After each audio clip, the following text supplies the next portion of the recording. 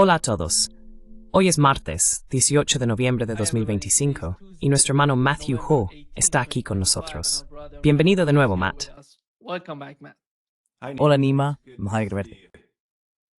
Please subscribe and hit like button, helping us reaching more people. And Por favor, let's start. suscríbete y dale al botón de me gusta para ayudarnos a llegar a más gente. Donald Trump Matt, was so empecemos con el caso de Epstein. released the Donald Trump fue muy reacio a publicar los archivos, y hay personas que argumentan que si tuvieran algo en su contra, los habrían hecho públicos cuando era candidato. when he was, ¿Sabes a lo que me refiero, verdad? you know, Al fin y al cabo, viendo el comportamiento de Trump, cada vez que sale y ataca, siempre se trata de los demócratas, nunca de él ni de los republicanos. ¿Qué crees que pasa, en tu opinión, por la mente de Trump, que lo hizo mostrarse tan reacio?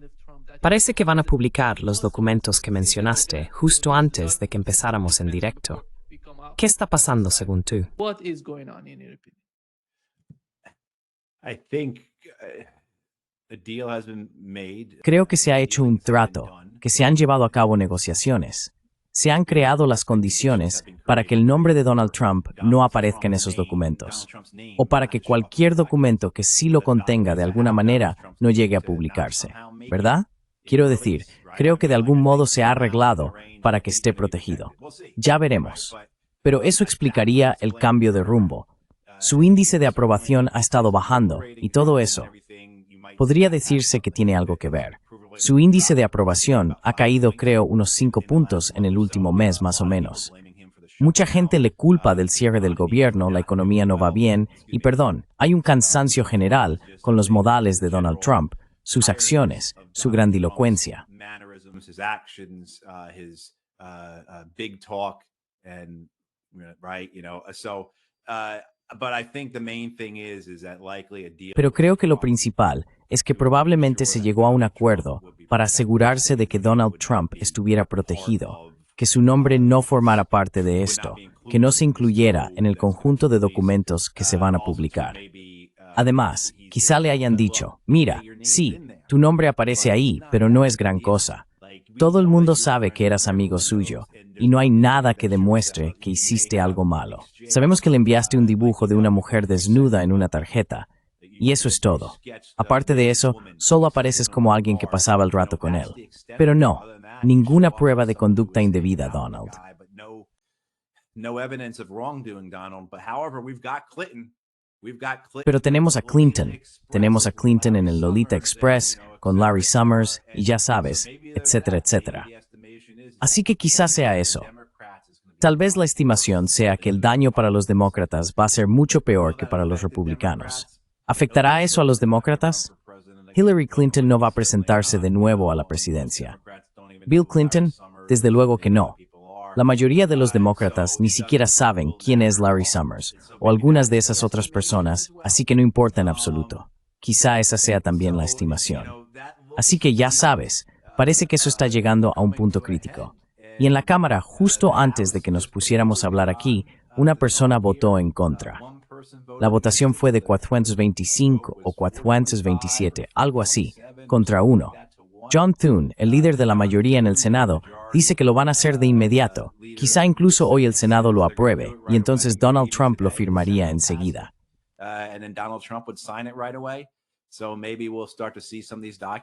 Así que quizá empecemos a ver algunos de estos documentos tan pronto como mañana por la mañana. No estoy seguro de cuánto tarda el proceso, pero ya veremos. Quiero decir, creo que ha habido cierta estimación por parte de la Casa Blanca en la última semana, en la que todos esos factores se han unido para decir, mira, es lo políticamente correcto para nosotros, o lo políticamente ventajoso, seguir adelante y permitir que el Partido Republicano haga esto. Porque eso es lo que explica la votación, ¿sabes? El hecho de que solo 4 republicanos firmaran para liberarlo, que el presidente de la Cámara hiciera todo lo posible para asegurarse de que esto no se sometiera a votación, y ahora todos votaron a favor. Quiero decir, hace apenas unos días, la estimación era que 30, 40, 50 o 60 republicanos podrían no votar a favor, no todo el grupo parlamentario. Así que ya veremos.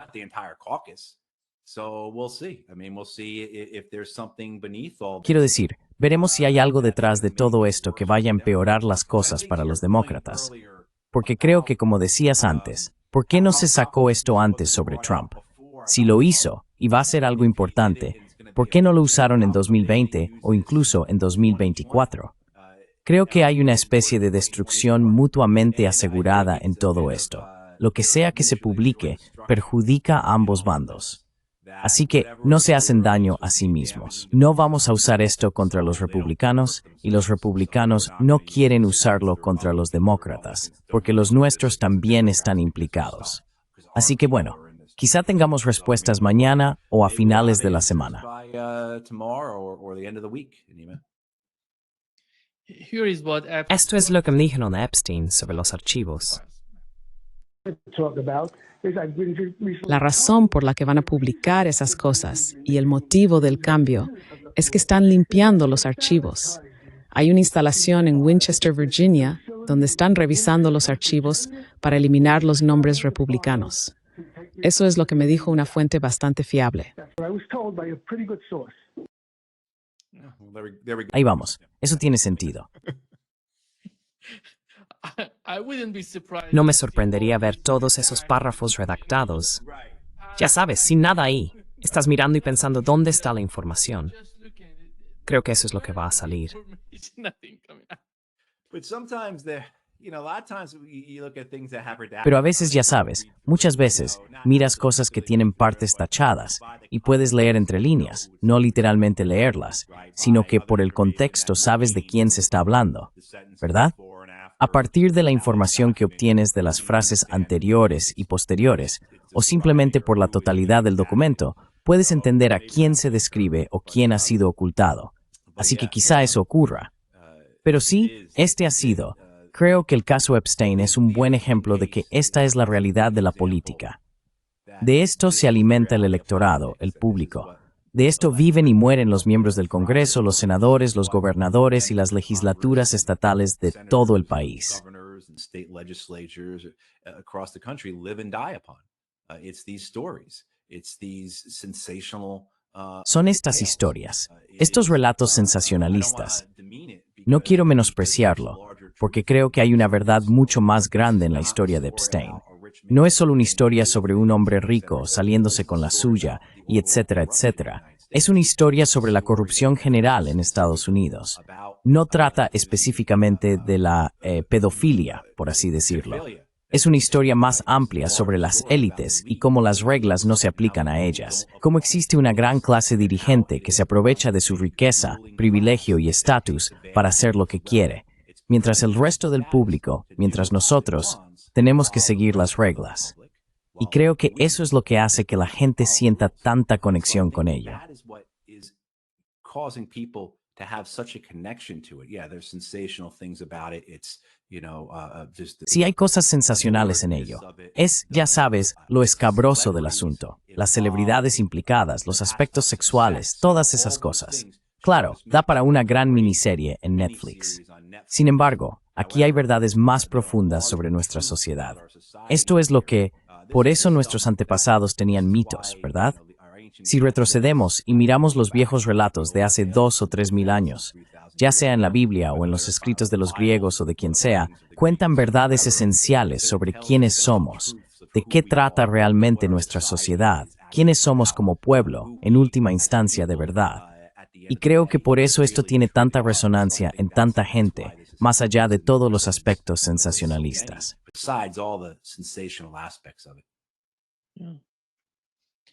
Matt, how did you find the resolution? Matt, ¿qué te pareció la resolución del Consejo de Seguridad de la ONU sobre la fuerza internacional en Gaza y el llamado plan de Donald Trump para una fuerza internacional allí? ¿Cómo va a afectar eso la vida de las personas en Gaza, de la gente que ha estado bajo una presión tremenda con el genocidio y la destrucción? ¿Cómo va a influir eso en sus vidas? How is that going to influence their lives? It's a new, I don't want to say it's a new chapter. Es un nuevo, bueno, no quiero decir que sea un nuevo capítulo. Es una nueva parte, ¿verdad? Así que mientras lees un libro, esto sería como la parte 3 o la parte 4 que comenzó hace cientos de años para el pueblo palestino. Y esta es una nueva era. Es la colonización en una nueva forma. Ya no es una sola entidad respaldada por Occidente. Ya no es Israel colonizando Palestina como una colonia útil para Occidente, para los europeos y los estadounidenses. En realidad, es Occidentexlismoada. Es inmense betingu, ideal de Sied Lewis, y ahora ves a Tumborgatol. It's gone too far, and now we're going to be in control of it.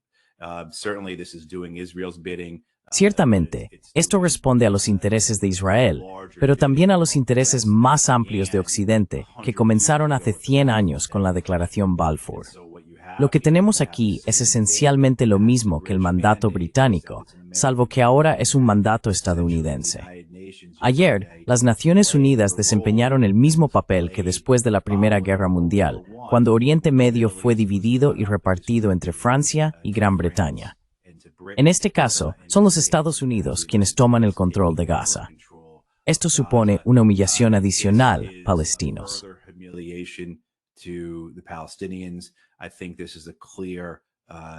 Creo que esto es una señal clara, y no me gusta decirlo, que Dios me ayude, una señal clara de que la resistencia palestina ha sido derrotada en este caso. No significa que haya sido derrotada por completo, pero sí es una derrota en el sentido de lo que intentaba lograr en los últimos años con la inundación de Al-Aqsa, ¿verdad? Es decir, esta campaña en Gaza intentaba hacer algo para trastocar el statu quo de ocupación bajo el que los palestinos han vivido durante décadas. Podemos ver que esa estrategia ha sido derrotada, porque ahora ya no hay una ocupación israelí. Hay una ocupación internacional.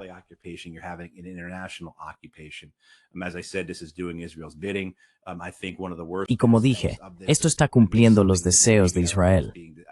Creo que uno de los peores aspectos de esto, y algo de lo que no se está hablando lo suficiente, es que esto, en la práctica, separa Gaza de Cisjordania.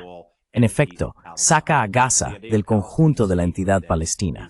Así que la idea de un Estado palestino es ahora una realización mucho más complicada y mucho más lejana, porque Gaza, Cisjordania y Jerusalén Este se colocarán en compartimentos separados. Tendrán criterios métricas distintas.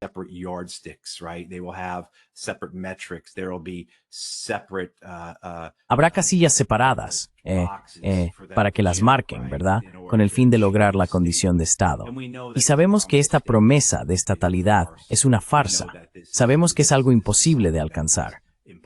Pero esto es lo que da cobertura a todos esos estados de todo el mundo que durante los últimos 2 años han estado golpeando mesas y gritando sobre el genocidio, para ahora decir, vale, volvamos a la normalidad, no tenemos que realmente, ya sabes, esto da a los estados que supuestamente eran solidarios, que votaron a favor del reconocimiento del Estado palestino en la ONU, la cobertura que necesitan. Esto dice, vale, hay una resolución del Consejo de Seguridad de la ONU que establece una vía hacia la estatalidad. Eso es suficiente para nosotros. Podemos decir que hemos hecho nuestra parte, que actuamos de buena fe, ¿verdad? Mientras dan la espalda a los palestinos.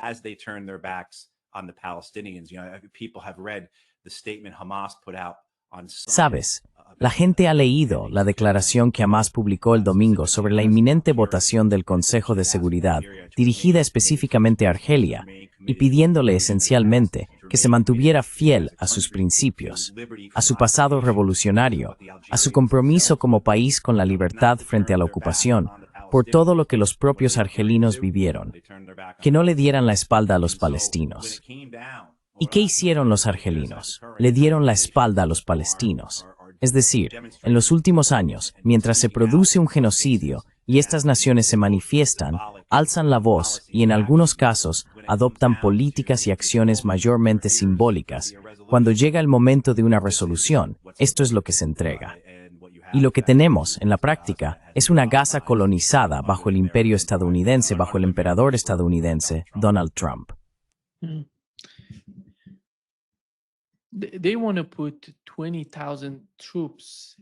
Quieren desplegar 20.000 tropas en Gaza para enero de 2026. Están hablando de Egipto, Indonesia, Turquía, lo que sea. Y Netanyahu dijo que Turquía no puede formar parte de esto. Entonces, ¿cómo va eso?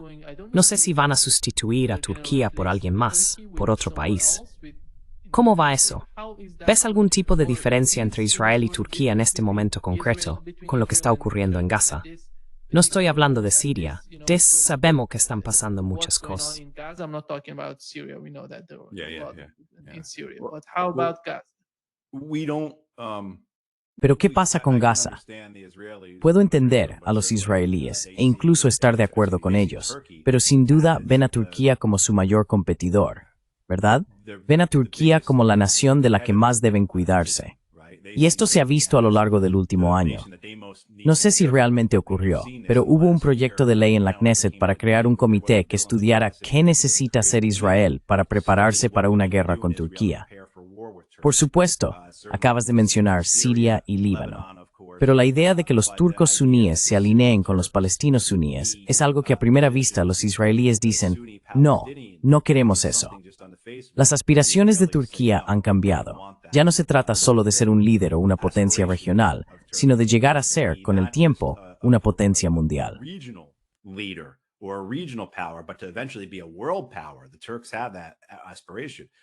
Los turcos tienen esa aspiración. Un bocazas como Erdogan, vale, podemos poner los ojos en blanco y esperar que no haga nada, pero va a tener 10 o 20,000 soldados en nuestra frontera y se van a acercar a los palestinos, basándose en todo lo que han dicho, en los sentimientos de la población turca, en cómo se están alineando las cosas aquí, en términos de dinámicas de poder.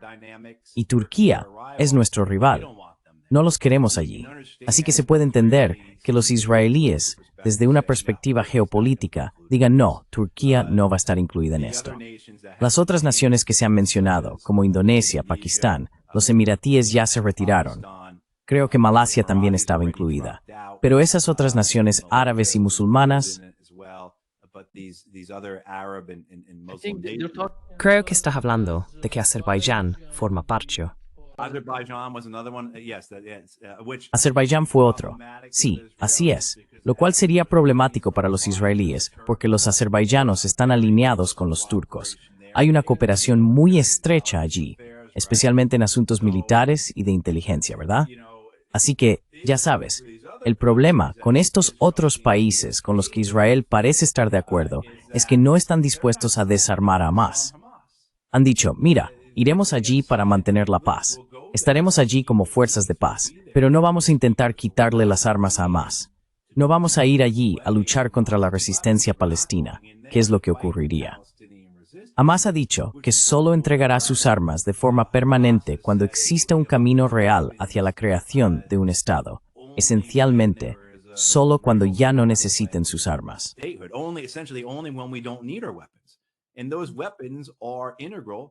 Y esas armas son fundamentales para la resistencia palestina. Los palestinos, por supuesto, tienen, según el derecho internacional, y yo diría también según el derecho natural, el derecho a resistir la ocupación. Así que si les quitas esas armas, quiero decir, lo que se repite una y otra vez es la humillación aquí, la humillación del pueblo palestino. Privarles de su capacidad de resistir es, creo, una humillación que iría demasiado lejos. Así que esta fuerza internacional de estabilización, basándonos en todo lo que podemos ver de ella, obtenemos un poco más de detalle con esta resolución del Consejo de Seguridad de la ONU, pero sigue siendo bastante vaga.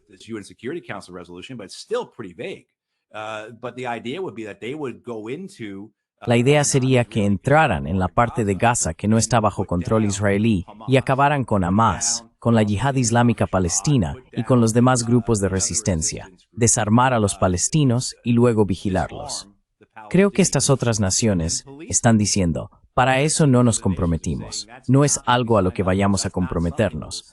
Nos comprometemos a ayudarles a reconstruir sus hospitales, sus calles y a construir complejos de apartamentos, etc. Pero no vamos allí para hacer eso. Sin embargo, eso es esencialmente una parte clave de esta fuerza internacional de estabilización, que supuestamente es un componente integral de todo el plan.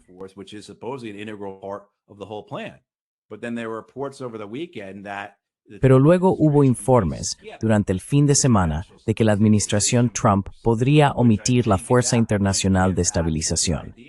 En ese momento, creo que volvemos a la idea de que Gaza se convierte simplemente en un campo de concentración, que creo que es en última instancia lo que los israelíes quieren, y probablemente lo que va a suceder. Así que habrá aproximadamente un 45% de Gaza no ocupada por los israelíes, donde ahora tendrán que vivir el 95% de los palestinos. Y esa zona no incluye las mejores tierras, los recursos hídricos, las tierras agrícolas, y así sucesivamente. Estarán atrapados, esencialmente, en un campo de concentración más pequeño que antes. Y creo que así es como se desarrollará.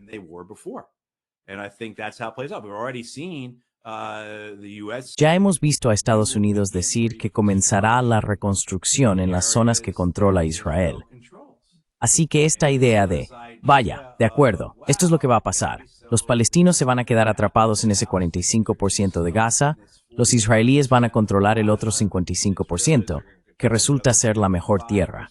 Y tú dices que eso es porque las condiciones no son las adecuadas. Ni siquiera estamos realmente seguros de cuáles son esas condiciones, pero estoy seguro de que los estadounidenses nos lo dirán más adelante. ¿Pero vamos a comenzar la reconstrucción porque las condiciones no son las adecuadas? Comenzaremos la reconstrucción en la parte israelí, y entonces levantaremos las torres Trump y el casino, y traeremos a los colonos con sus caravanas, y así sucesivamente. Como vaya, madre mía, esto parece desde el principio un gran montaje.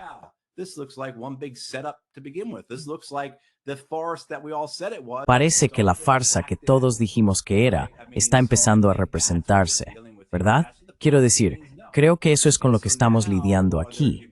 Y eso es lo que los palestinos saben. Y ahora están humillados por esto. Han sido abandonados por el mundo en este siglo. En esencia, ¿qué pueden hacer? ¿Qué les va a pasar? Este es un lugar realmente oscuro al que han llegado los palestinos, especialmente después de los 2 últimos años de sacrificio. La estrategia fracasó, o al menos ahora parece haber fracasado. Espero estar equivocado. Tal vez ocurra algo que cambie eso.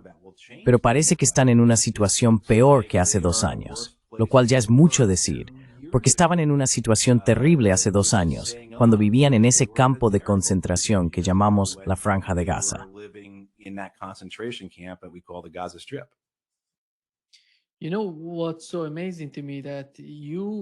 ¿Sabes qué me resulta tan asombroso? Puedes considerar el caso de Gaza y Cisjordania, y también ir más allá, hacia la parte sur del Líbano, la parte sur de Siria, porque toda la región está tan conectada. Todas estas zonas están vinculadas a lo que ocurre en Gaza y en Cisjordania. Y sabes, anoche mismo supimos que los israelíes están atacando la parte sur del Líbano. Están destruyendo todo, bulldozers, maquinaria pesada en el sur, intentando reconstruir la zona. Pero ¿cómo pueden lograr algún tipo de calma, algún tipo de alto el fuego, algún tipo de reconstrucción en la región, sin abordar la parte sur de Siria y la parte sur del Líbano? Porque si ocurre algo en ese frente, influiría enormemente en la situación de Gaza. No veo cómo podría aislarse eso de las demás regiones.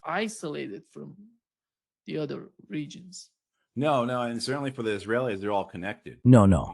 Y desde luego, para los israelíes todo está conectado. Quiero decir, Benjamin Netanyahu puede describirlo como una guerra en 7 frentes, pero está conectada de muchas maneras. El eje de resistencia puede estar muy debilitado, prácticamente roto. Pero ya sabes, seguía siendo un eje. Y la razón por la que era un eje es porque la agresión de Israel, sus ambiciones en la región, afectaban a todas esas naciones. No se puede tener, para los israelíes, una política sobre Cisjordania sin tener una política sobre Gaza. Incluso si, digamos, estuvieran divididos, aunque la gente de Gaza fuera diferente de la de Cisjordania, y no son las mismas personas, aun si ese fuera el caso, no se podría tener una sin la otra.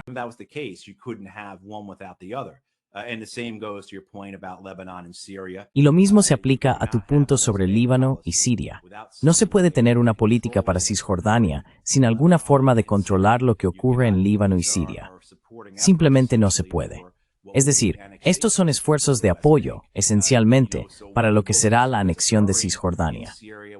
Así que, cuando se observa lo que está ocurriendo en Siria y en Líbano, ya sea la destrucción de cualquier tipo de resistencia a Israel, como Hezbollah, o el antiguo gobierno sirio, o el actual, el deseo de los israelíes de tener zonas de amortiguamiento controladas encaja perfectamente con el deseo de muchos sionistas de una gran Israel.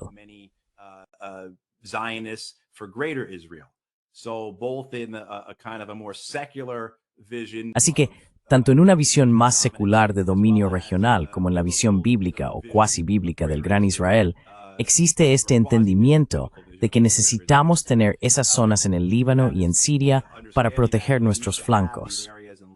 Y cuando entremos en Cisjordania, la mayoría de los problemas en cuanto a que los palestinos reciban apoyo logístico, financiero, armamento, personas, etc., las llamadas rat lines, van a venir a través de Siria y el Líbano. Ahí es donde debemos concentrarnos, para garantizar que a medida que anexemos Cisjordania y llevemos a cabo nuestras operaciones allí, los palestinos no reciban ningún apoyo, porque podemos confiar en que nuestro amigo el rey Hussein hará su parte en Jordania. King Hussein is going to do his part in Jordan. We know that that's where that's going to go. We know that the Jordanians. Sabemos que eso es a donde va a ir. Sabemos que los jordanos harán todo lo posible para asegurarse de que los israelíes tengan éxito cuando anexen Cisjordania. Por eso no tienen que preocuparse por eso. Pero con Siria y Líbano sí lo hicieron.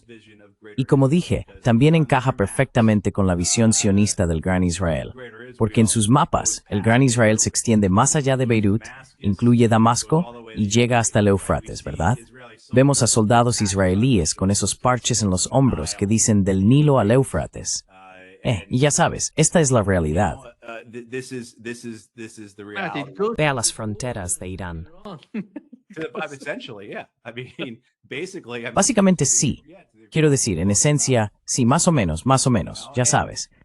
Y ya sabes, por eso los egipcios tienen que estar muy preocupados y jugar bien sus cartas, porque de nuevo, sí, va desde el Nilo hasta el Éufrates. Los israelíes ya lanzaron una guerra para tomar el Sinaí. Lo harán otra vez. En realidad, no debería decir eso. Lo hicieron un par de veces, ¿verdad? Lo hicieron. Tomaron el canal de Suez. Fue en la guerra del 56 y luego en la del 67. Así que lo harán otra vez. No creo que nadie tenga dudas sobre eso. Así que sí, quiero decir, todo está conectado.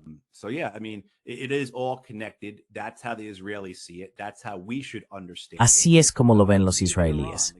Así es como deberíamos entenderlo. Incluso Irán, el gran hombre del saco, el país sobre el que Netanyahu lleva 30 años advirtiendo al mundo, diciendo que hay que temerles, que van a destruir el mundo entero, que son malvados, y así sucesivamente, sigue siendo secundario para los israelíes cuando se trata de la prioridad de conseguir Cisjordania. Gaza es secundaria respecto a Cisjordania. ¿Sabes? Ese es el objetivo. Esa es la joya.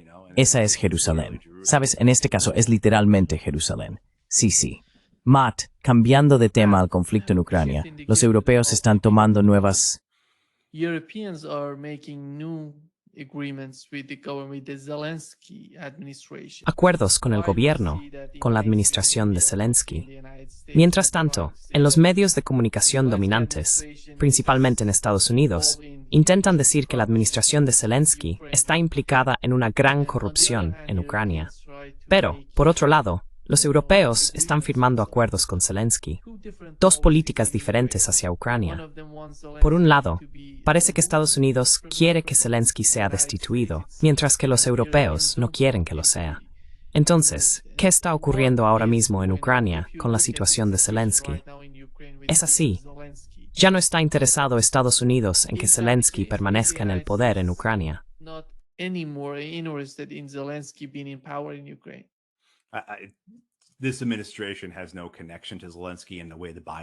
Esta administración no tiene ninguna conexión con Zelensky como la tuvo la administración Biden. Para la administración Biden y para los europeos que siguen en la misma línea, Zelensky era su criatura, o su creación, si se quiere. Era su Winston Churchill del siglo XXI. Era su Hamid Karzai, 20 años después. Era ese hombre simpático, carismático del pueblo, que se enfrentaba a la tiranía, ¿verdad? Que se oponía al autoritarismo, al gran régimen dictatorial de Vladimir Putin. Del mismo modo que Hamid Karzai fue utilizado contra los talibanes y Al-Qaeda, ¿no? Aquí estaba este hombre instruido, humilde, bien vestido, porque eso siempre fue algo destacado de Karzai, lo bien vestido que iba.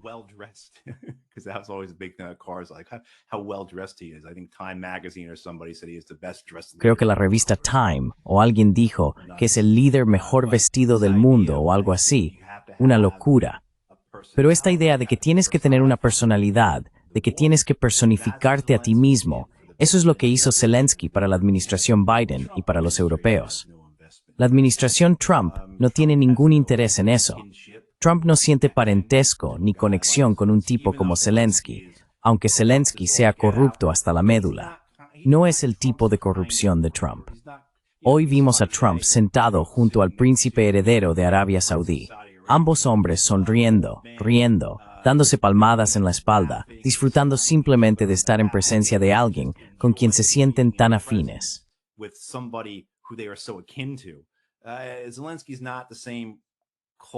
Zelensky no está cortado por el mismo patrón que Trump. Tal vez sea porque Zelensky fue creado por los europeos y en el caso de Trump fue Biden quien lo hizo. Así que a Trump le parece falso o impostado, ¿verdad? No lo sé. Quizás sea simplemente la forma en que Trump piensa sobre estas cosas. Pero sin duda, los europeos quieren aferrarse a Zelensky porque es la personificación de su identidad política.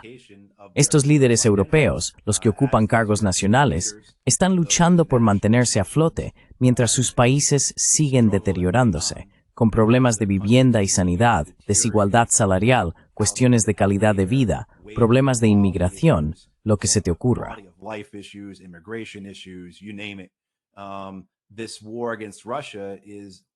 Esta guerra contra Rusia es todo lo que tienen para darse a sí mismos algún tipo de identidad política. Y por supuesto, para la URPR, para Ursula von der Leyen y Kaja Kallas, esta es la manera de conseguirlo. La guerra de Ucrania es el vehículo para hacer avanzar a la URME. Así es como realmente pueden obtener un ejército europeo. Ya lo he dicho antes, estoy seguro de que Ursula von der Leyen se acuesta cada noche soñando con ser la primera comandante en jefe del ejército de la Unión Europea. Así que ya sabes, Zelensky es importante en ese sentido. El problema también, el problema práctico para los europeos, es que si pierdes a Zelensky, ¿a quién consigues?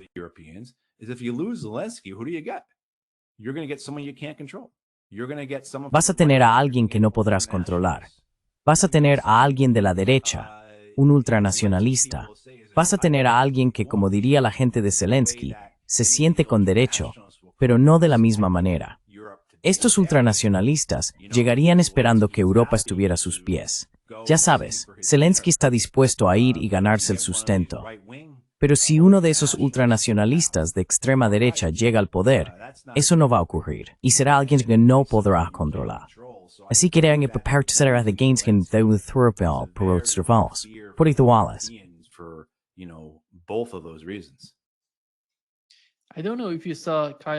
No sé si viste a Kaja Kallas salir a hablar sobre cómo Ursula von der Leyen quiere concentrar todo el poder en sus propias manos. Ya sabes, parece que están surgiendo algunas diferencias entre Ursula von der Leyen y Kaja Kallas. Sí, a los megalómanos no les gusta compartir el poder.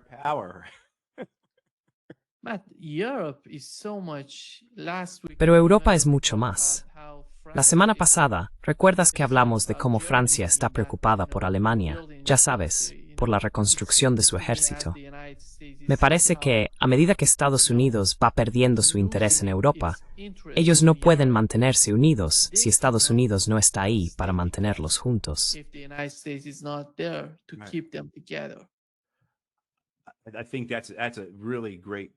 Creo que es una observación realmente buena, Nima, ¿verdad?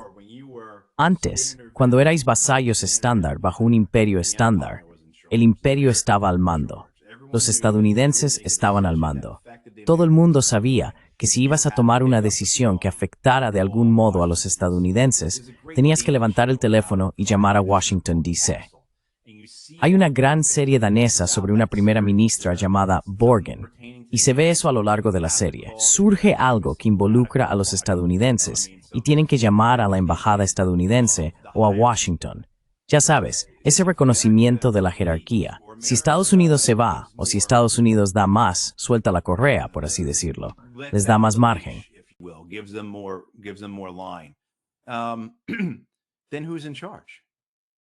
Entonces, ¿quién está al mando? Creo que, al igual que en las ocupaciones tradicionales, o en los imperios coloniales, donde hay una fuerza ocupante, cuando ésta se marcha, queda un vacío. Elige el ejemplo histórico que quieras, ya sea la India, Yugoslavia, la caída y disolución de la Unión Soviética, elige el que quieras. Todos están ahí, ¿sabes? Así que creo que eso es lo que estamos viendo aquí. Estas naciones viejas están empezando a darse cuenta de que los estadounidenses ya no van a ser un imperio sobre nosotros como lo fueron antes, y que tendremos que construir nuestra propia dentro de la World War. ¿Quién estará en la cima? Creo que eso es lo que estamos viendo. So I think that's what we're seeing. Yeah. Who's going to be at the top? Do you feel that ¿Quién va a estar en la cima? ¿Crees que, después de todo, el Reino Unido va a ser el más... Bueno, no forman parte de la Unión Europea, pero sabemos que pueden hacer lo que quieran. No sé cuál es su poder de influencia, porque con lo que sea que propongan, pueden convencer a Alemania y a Francia con sus políticas en Ucrania, porque son ellos quienes la dirigen. El principal actor en Ucrania, en mi opinión, es el Reino Unido.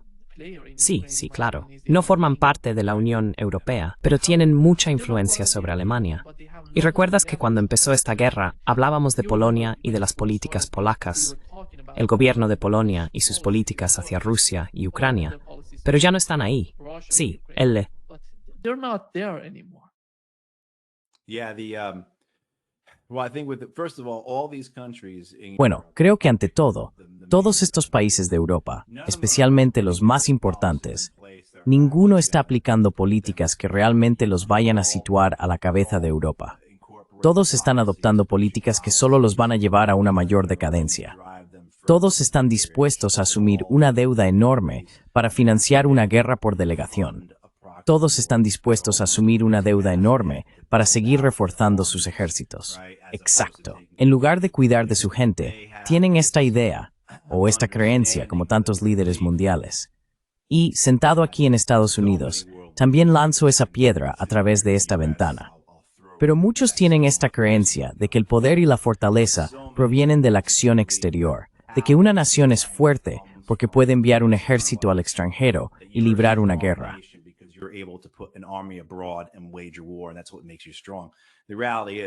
Y eso es lo que te hace fuerte. La realidad es que, como muestra la historia, eso no es lo que te hace fuerte. Eso, en última instancia, es lo que te hace débil. Eso, en última instancia, es lo que conduce a tu derrota y a tu desaparición.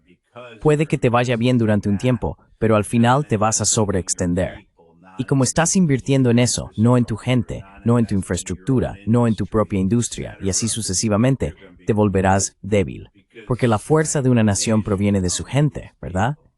Y la fuerza del pueblo proviene de lo que ellos, su sociedad y su gobierno invierten en sí mismos. Exacto. Así que ya sea en educación, infraestructura, sanidad, ya sabes, todas esas cosas.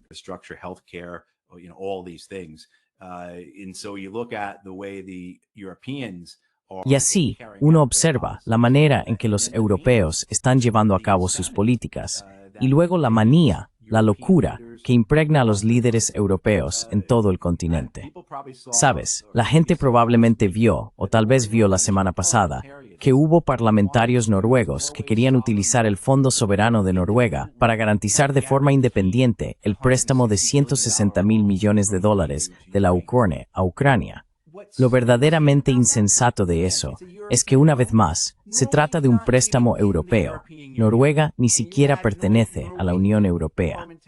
Y había parlamentarios noruegos tan febriles de militarismo, tan impulsados por la perspectiva de la guerra, que quieren usar la riqueza soberana de Noruega, el recurso que mantiene a Noruega como uno de los mejores lugares del mundo para vivir.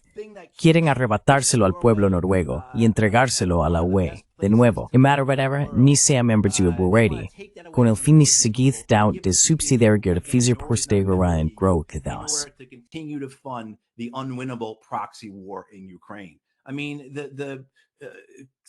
Quiero decir, la enfermedad, la locura. Me cuesta encontrar la palabra adecuada para describir lo espantoso que es todo esto. Puede que la gente también esté siguiendo toda esta conversación sobre la UE, proporcionando este gran préstamo. De nuevo, un préstamo de $160 mil millones a Ucrania, para financiar a Ucrania. Porque Ucrania no va a poder financiarse por sí misma. Necesita unos $150 mil millones en el próximo año, y solo puede aportar menos de la mitad de esa cantidad. De lo contrario, el país se va a declarar en bancarrota. Y eso no es solo para operaciones militares, sino para mantener las farolas encendidas, pagar las pensiones.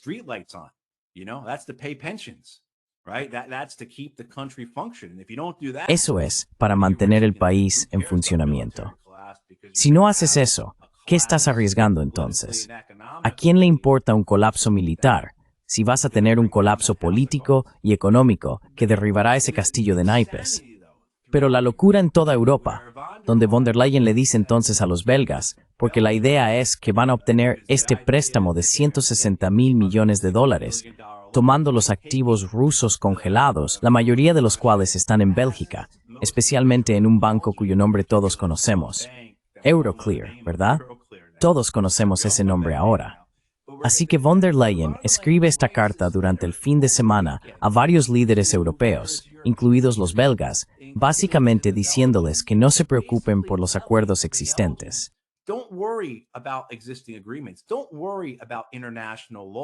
No os preocupéis por el derecho internacional, simplemente romped vuestro contrato con los rusos y nosotros os respaldaremos.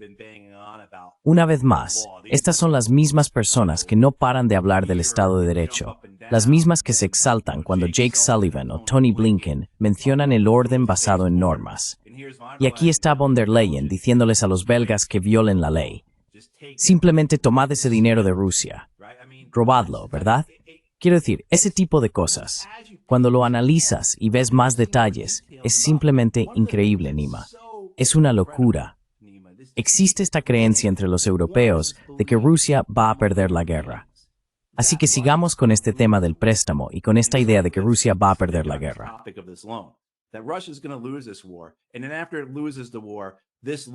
Y luego, después de que pierda la guerra, este préstamo se devolverá mediante reparaciones rusas, ¿verdad? Quiero decir, es absolutamente absurdo. Pero esa es la política de la UE. Así es como hablan de este préstamo. Esa es la suposición con la que trabajan. Y no es solo la UEM, también es el Fondo Monetario Internacional. Porque lo que también están considerando, la suposición es, y juro que es cierto, tanto la UE como el FMI, una de sus premisas al debatir cómo apuntalar a Ucrania, cómo financiarla, cómo evitar su colapso, cómo conseguirle 160.000 millones de dólares en los próximos 2 años. Una de sus suposiciones es que para 2026 Rusia habrá detenido la guerra, suponiendo que por derrota, ¿verdad?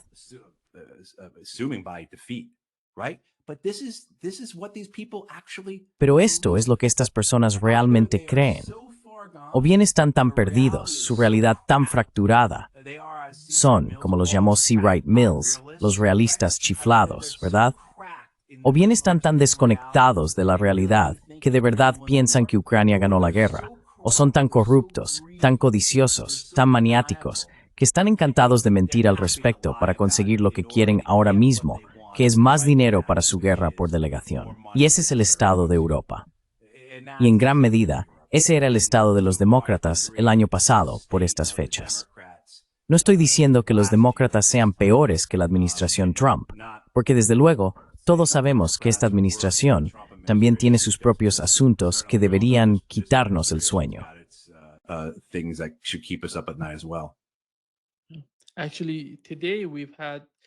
De hecho, hoy hemos escuchado al ministro de Finanzas ruso. Dijo que están preparando medidas similares en caso de que se confisquen activos rusos. Cuando lo expresan así, parece que algo está ocurriendo.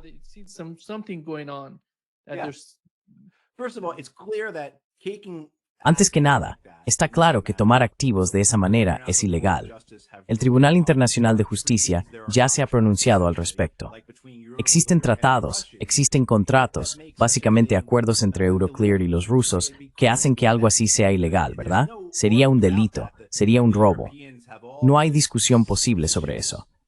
Los europeos tienen todo este razonamiento falaz. Ya sabes, lee su argumento de por qué no sería ilegal y parece algo que diría Donald Trump, para ser sincero.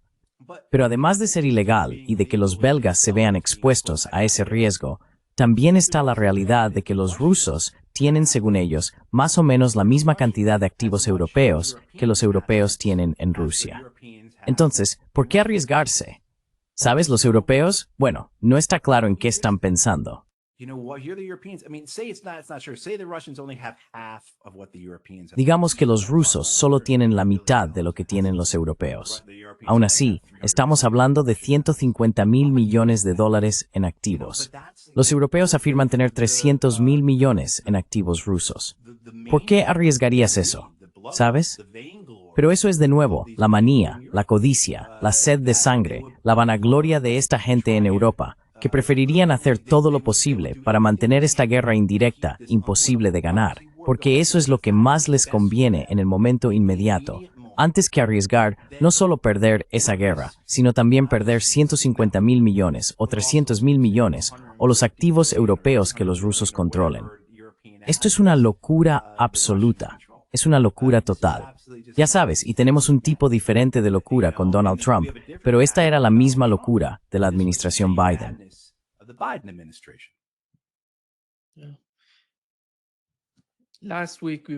Sí, la semana pasada supimos, creo que lo comentamos, que Marco Rubio salió diciendo que las sanciones no están funcionando y que no hay nada más que hacer contra Rusia. Y luego, hace 2 días, Donald Trump dijo que estaba totalmente de acuerdo con imponer nuevas sanciones a Rusia. El único problema es que sugirió añadir a Irán a la lista y sancionarlos también, pero no tiene ningún problema con las sanciones a Rusia. ¿Por qué es así? Porque si yo estuviera en Rusia, si me pusiera en el lugar de los rusos y observara lo que está ocurriendo con la administración Trump, Donald Trump dice una cosa y Rubio dice otra distinta. Donald Trump says something, Rubio says something different. Why is he not putting out the way that Rubio was? ¿Por qué no lo plantea como lo hacía Rubio, diciendo que las sanciones no están funcionando? ¿Cuál es el sentido de imponer más sanciones a Rusia? ¿Y cómo ves el papel de Donald Trump en todo esto?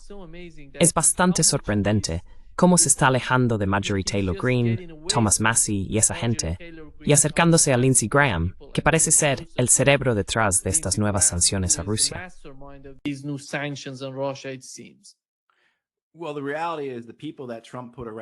Bueno, la realidad es que las personas que Trump puso a su alrededor en el cargo se parecen mucho más a Lindsey Graham que a Thomas Massie.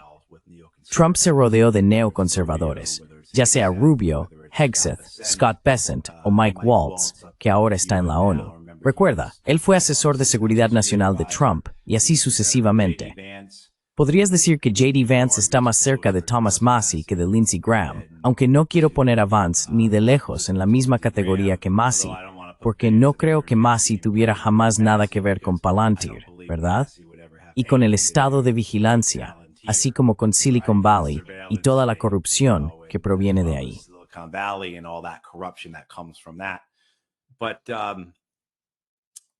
Pero creo que para Donald Trump también, gran parte de esto es algo personal. ¿Hasta qué punto se trata de esta idea de que vamos a aplicar los aranceles del 500% o las sanciones de Lindsey Graham a esos países porque Trump está molesto con Vladimir Putin? Cada vez que Trump saca este tema, tiene que disculparse por no haber cerrado el acuerdo. Dijo que lo lograría el primer día, o algo así.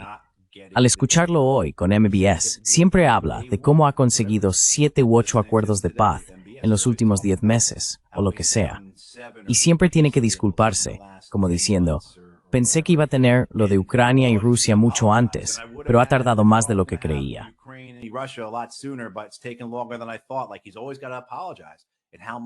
Es como que siempre tiene que disculparse. ¿Y cuánto de eso es simplemente que está enfadado por ello? Así que está dispuesto a escuchar a quienes presentan las opciones más contundentes, más violentas, más vengativas, más poderosas. Quiere que esto se resuelva. Esto forma parte de ello, ya sabes. Si tienes una mente conspirativa, podrías decir que Trump está recibiendo dinero de quienes apuestan contra el imperio estadounidense, que al llevar a cabo estas acciones no hace más que acelerar, precipitar la desaparición del dominio económico, monetario y financiero de Estados Unidos en el mundo.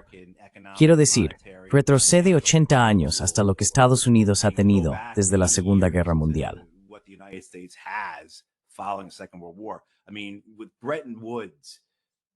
Quiero decir, con Bretton Woods escribimos el orden financiero del mundo, escribimos su orden económico, establecimos el orden monetario mundial en nuestro beneficio. Y aquí estamos ahora, 80 años después, y hay un país que simplemente ha estado tirando todo eso por la borda. Y ahora Donald Trump parece estar haciendo todo lo posible por acelerar, por apresurar a las naciones de todo el mundo a encontrar alternativas a los estadounidenses, ¿verdad? Ves esto y dices, ¿por qué no lo harían? Sí, ya sé que los BRICS no están desarrollando técnicamente una alternativa al dólar estadounidense y que sus transacciones son todas internas y así sucesivamente.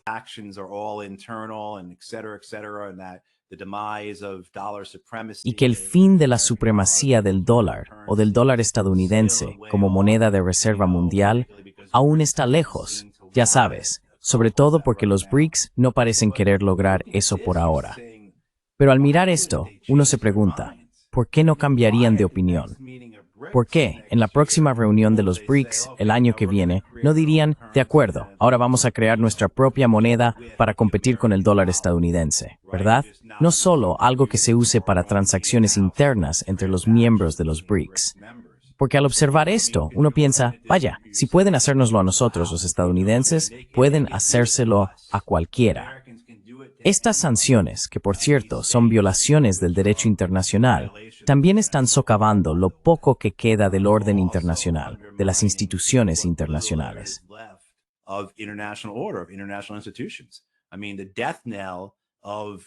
Quiero decir, es la sentencia de muerte de las Naciones Unidas, similar al sistema de Bretton Woods, pero el sistema de la ONU sigue resonando cada vez con más fuerza. Y, ya sabes, hay diferentes causas o motivos, y algunos son los mismos, pero está ocurriendo. Así que miras esto y te preguntas por qué. Si tiene éxito, si estos aranceles llegan a aplicarse, o incluso los aranceles estadounidenses más recientes sobre las empresas rusas de combustibles fósiles que obligan a los rusos a vender su petróleo con un gran descuento, esto podría tener un efecto sobre Rusia. Eso podría significar que los rusos intenten poner fin a la guerra antes de lo que lo harían de otro modo. Tal vez si la India reduce sus compras de petróleo ruso, si los chinos también lo hacen. Y ha habido algunas señales de que eso podría estar ocurriendo.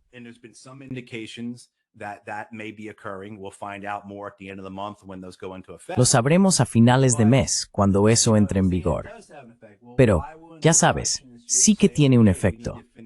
¿Por qué no dirían los rusos simplemente, vale, tenemos que terminar estas cosas ahora? O, como hablábamos antes, con los europeos apropiándose de sus activos congelados, ¿por qué no dirían los rusos, vale, haremos lo mismo? ¿Por qué no encontrarían los rusos una forma de tomar represalias contra los estadounidenses y los europeos para dificultarles las cosas también a ellos? Quiero decir, la idiotez de todo esto. La negativa a pensar 2, 3 o 4 pasos por delante. La negativa a reconocer que nuestro enemigo también tiene voz. Que ellos deciden cómo van a reaccionar ante nosotros.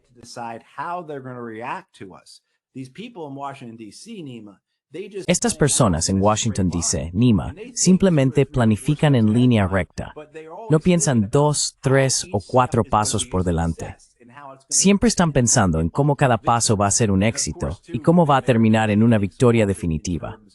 Y por supuesto, los estadounidenses suelen pensar en términos de victoria, como si existiera un fin de la historia. Como si llegáramos a un punto en el que imponemos estas sanciones, golpearán tan duramente a la economía rusa. La economía rusa sufrirá y luego ya sabes, etcétera, etcétera. Todo terminará con, no sé, la personalidad rusa favorita de Estados Unidos, quien quiera que sea, sentada en la silla de Putin. Pero no hay reflexión, no hay conversación.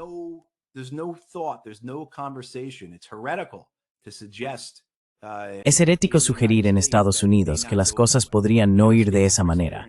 Y hablo por experiencia. He estado cerca de situaciones como esta. Lo he visto. Puedo decir que en más de 20 años involucrado en este tipo de asuntos, solo he visto un equipo rojo honesto. Solo uno. Eso es todo. Recuerdo, yendo más atrás, la primera vez que participé en un juego de guerra como subteniente. Ni siquiera era teniente primero. Era subteniente. Participé en un juego de guerra sobre Corea. Y no teníamos suficientes puentes que construir. Básicamente, el plan de guerra estadounidense para Corea es que después de que los norcoreanos ataquen, la historia siempre se desarrolla así. after the North Koreans attack. This is how the story always goes. The storyline for American war games is that North Koreans attack. La trama de los juegos de guerra estadounidenses es que los norcoreanos atacan y luego Estados Unidos y Corea del Sur los contienen. Los estadounidenses envían refuerzos y después avanzamos hacia Corea del Norte para derrocar al gobierno norcoreano.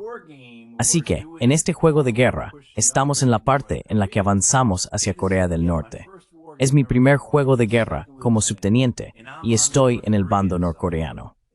Mientras los norcoreanos se enfrentan a este avance estadounidense por la península, digo, sabéis, como ingeniero, vamos a volar este puente y este puente, sabiendo cuántos puentes tendrían que construir los estadounidenses. ¿Y qué hacen ellos? Lo cubren de polvo mágico, como los llamábamos, y de repente los estadounidenses tienen todos esos otros puentes. Quiero decir, así es como piensa la mente estadounidense.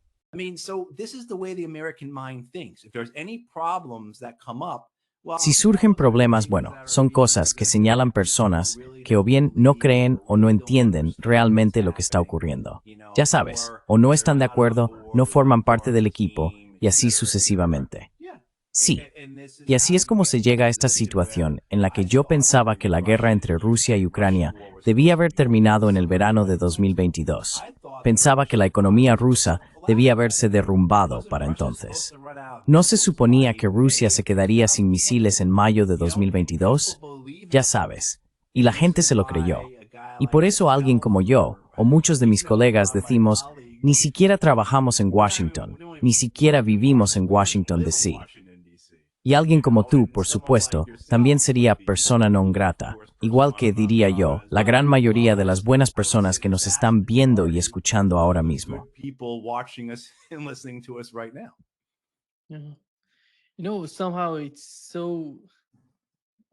Sabes, de alguna manera es realmente aterrador para muchos países del mundo ver lo que está ocurriendo con Rusia. Porque Rusia, si observas el país, produce todo lo que necesita para sobrevivir. Ese no es el caso de muchos otros países. Y en mi opinión, están muy asustados por lo que está pasando. Por eso se están acercando a los BRICS. Van en esa dirección, porque saben que si Estados Unidos se pone en su contra, ¿cómo podrían sobrevivir a ese tipo de ataques? La presión económica y, ya sabes, las guerras por poderes. En el caso de la India, sería vulnerable si algo como lo que le ocurrió a Rusia les pasara a ellos, porque dependen mucho de las importaciones y de las conexiones exteriores. Pero realmente, no hay otra opción para la India que unirse y reforzar sus lazos con los países BRICS, aún más que antes. Creo que ese es el futuro de la India, por ejemplo.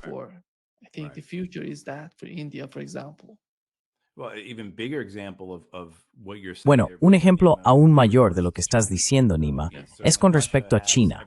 Sí, desde luego, Rusia tiene todo lo que necesita. Si sale del suelo y puedes venderlo, fabricar algo con ello o usarlo como combustible, Rusia lo tiene, y lo tiene en cantidades enormes. Quiero decir, Rusia posee todas las materias primas que puedas imaginar, ¿verdad? Además, tiene una historia, así como una forma de gobierno, que permite una organización eficaz. China es eso multiplicado por 10. Puede que dependan de algunos recursos, pero esos pueden obtenerlos. Y también tienen recursos que nadie más posee.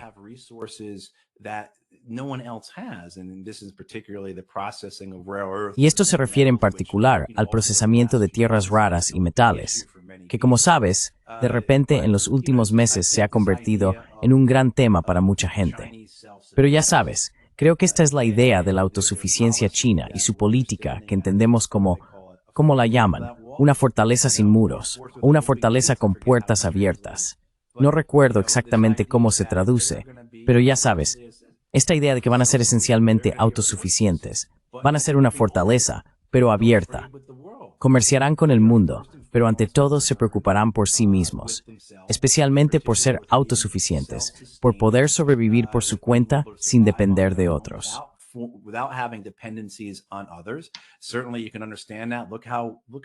Por supuesto, puedes entender eso. Mira lo que están haciendo con respecto a las energías renovables, ¿verdad? Sabes, tienen una comprensión de que el mundo está cambiando. Tienen una comprensión, una valoración y una creencia en el cambio climático. Algo que ni siquiera podemos mencionar aquí en Estados Unidos, ¿verdad? y están haciendo algo al respecto, especialmente posicionándose como el líder mundial para vender todo eso a todo el mundo. Pero lo que realmente hay detrás de eso es su deseo de ser autosuficientes, su deseo de no tener que depender de otros ni ser vulnerables.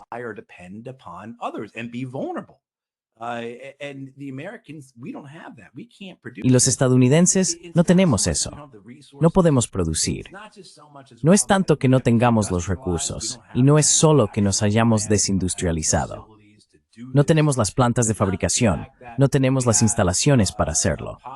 No es solo que tengamos una población que no hemos educado, tenemos una población enferma y obesa que no puede trabajar tan bien como otras poblaciones. Y no es solo que seamos, por varios factores, una nación importadora que vive a crédito. Todo el mundo vive muy por encima de sus posibilidades. Así que, para pagarle a alguien por hacer un trabajo, resulta carísimo aquí en Estados Unidos en comparación con cualquier otro lugar.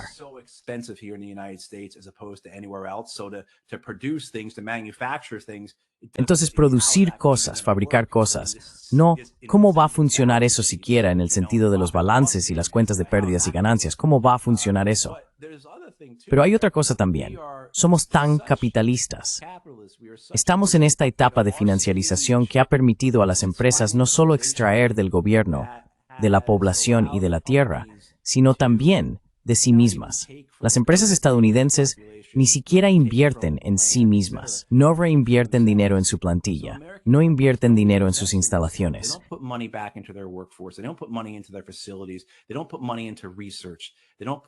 No invierten dinero en investigación. No invierten dinero en sistemas tecnológicos. Y así sucesivamente. Devuelven el dinero a sus... Bueno, ya sabes a qué me refiero. Donde quiera que mires, sea cual sea la industria, la prioridad de estas corporaciones son las recompras de acciones y los dividendos. Quiero decir, la realidad es que los fabricantes de armas estadounidenses gastaron más dinero el año pasado en recompras de acciones y dividendos que en beneficios. De hecho, pidieron dinero prestado para pagar a sus inversores. Esa es la mentalidad en las salas de juntas de las corporaciones estadounidenses.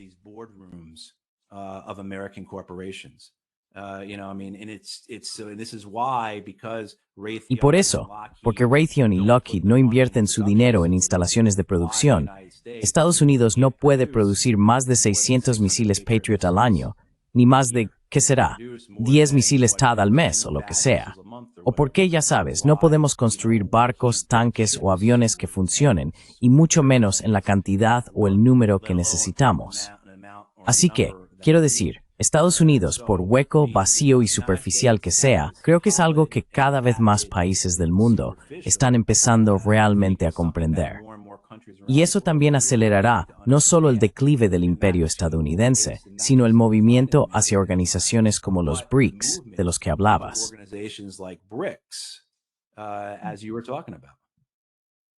Sí. Muchas gracias, Matthew, por acompañarnos hoy. Un gran placer, como siempre. Thanks, Nima. Gracias, Nima.